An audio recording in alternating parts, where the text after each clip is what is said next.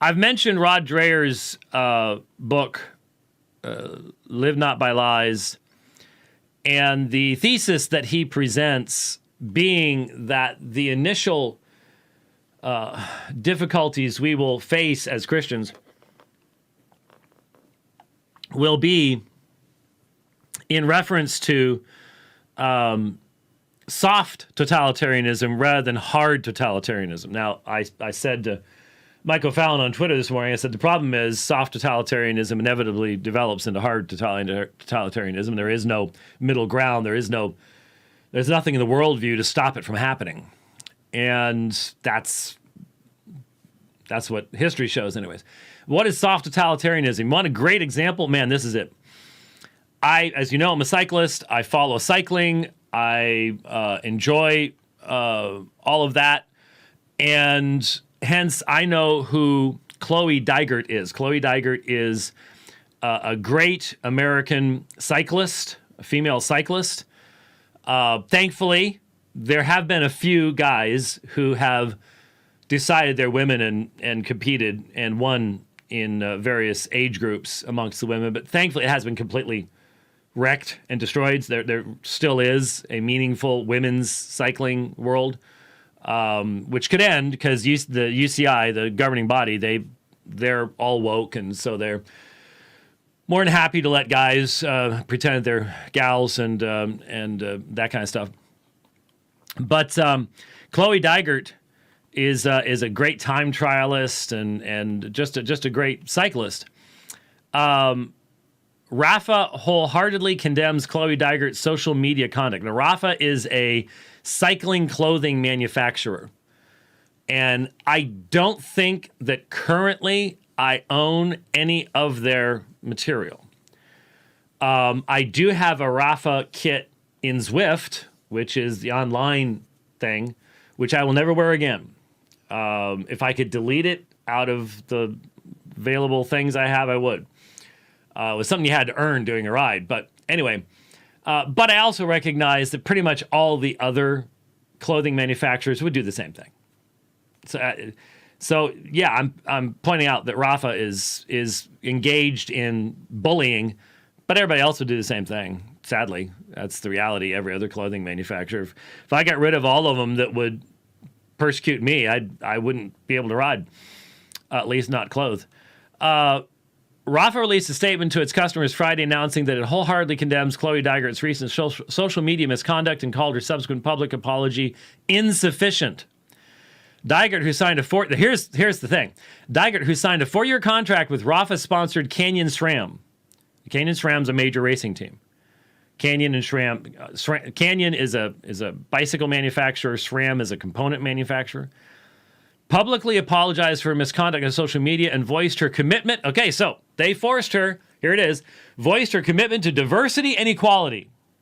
So in other words, she had to confess publicly. She had to offer the incense upon the altar and say Caesar is Lord. That's what she had to do. That's what this is. Because there's certain meaning to diversity, which means non-diversity. Okay, this is 1984. They don't mean diversity because they are telling her she can't believe what she believes. She can't believe what she was taught. So they're not diverse. They're exclusive, but you have to call it diversity. So you have to lie and call what is non-diverse diverse. And equality, same thing. They don't believe in equality. There's no equality for her. The apology was made in early November on Instagram. Yeah, that's great. Neither rider nor team made specific reference to social media activity that was deemed inappropriate. However, the incident, ready for this, appears to have stemmed from posts on Twitter that Dygert liked. Liked, not posted, not retweeted, simply hit the little heart thing. Liked, including, ready, a transphobic tweet from U.S. President Donald Trump.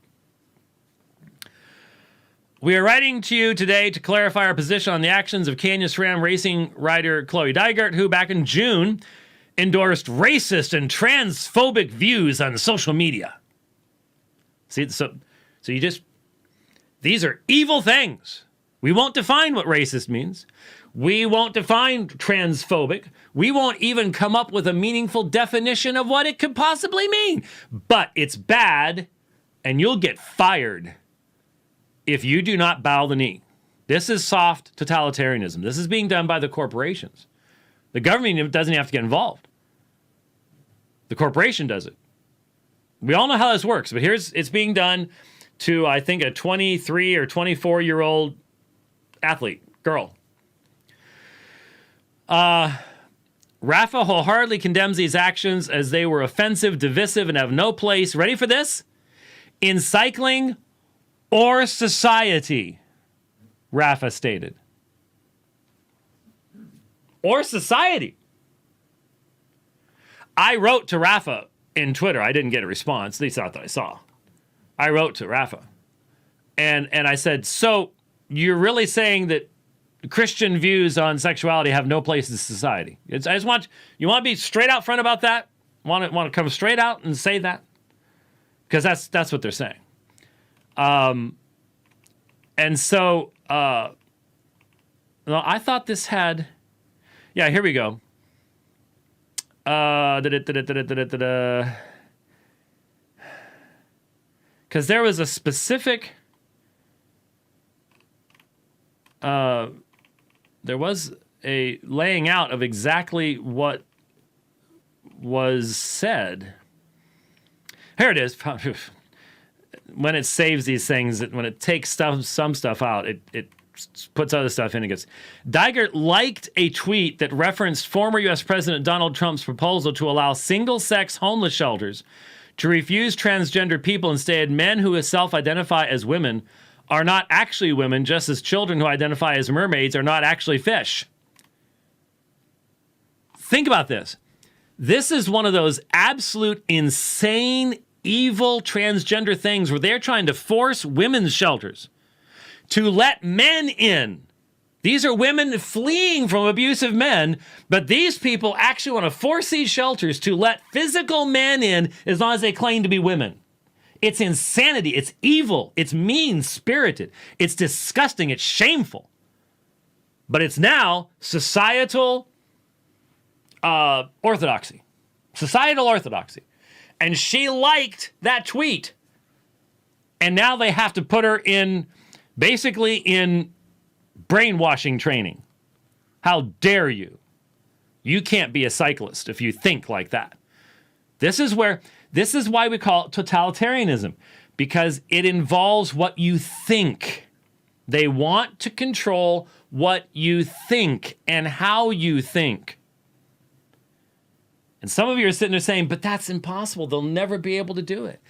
Why do you think they want you to roll your sleeve up so readily and trust them implicitly as to what's in that little syringe going in your arm? You think it's always just going to be some genetically modified thing that we don't know what'll do? Maybe there might be some other stuff in there that will impact how you think. Maybe take off some of the highs and the lows. Make you a little bit easier to control. Ever thought about that? Why do you think this is happening so quickly? In the middle of panic. Oh, it's just that's conspiracy.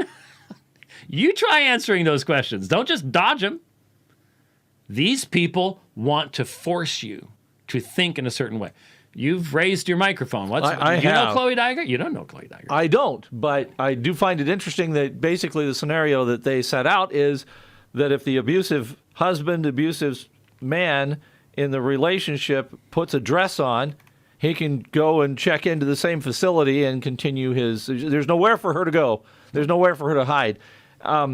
Since we had it's an anti-woman movement. It's very much. Anti-woman movement all along. Since we had Thanksgiving recently, the conversations that take place at Thanksgiving dinner and afterwards, a conversation that I had with someone in my family, the appeal to reasonableness and that there are reasonable liberals out there who won't let this happen. So back to your, this will never happen. Where? And I told him, I said, I appreciate that, but what you need to understand is we have passed the point of ideology here. There's no longer a debate of liberal social order and conservative social order. We are now talking about the one simple question of whether or not there is freedom or there is not freedom.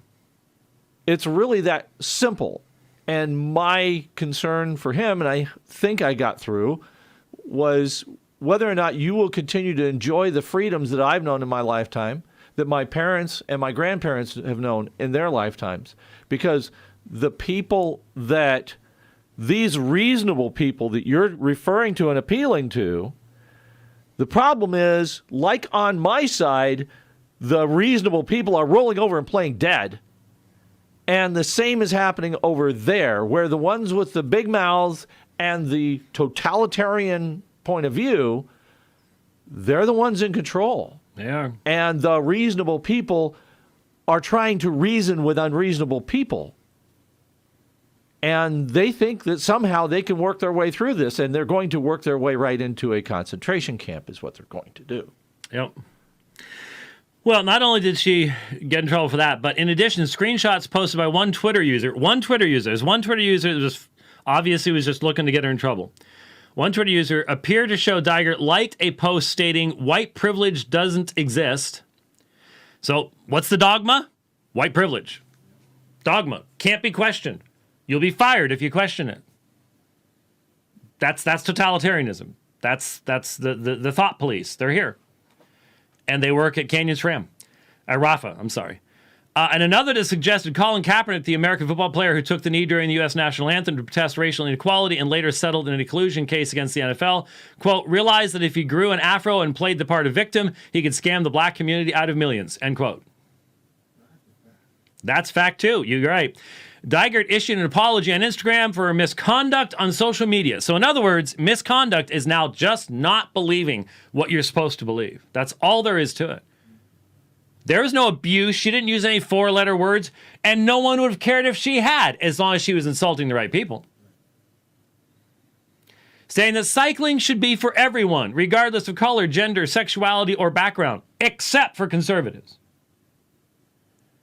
And that she was committed to promoting diversity, inclusion, and equality in cycling in our wider communities. These are empty words. They mean nothing. They mean nothing. They don't mean that.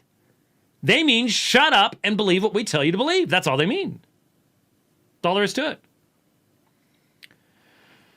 Dygert's apology was quickly followed by a statement from Canyon SRAM expressing that they were committed to regular training and support for all their riders, including Dygert, to ensure they are fully aware of and align with the team's values.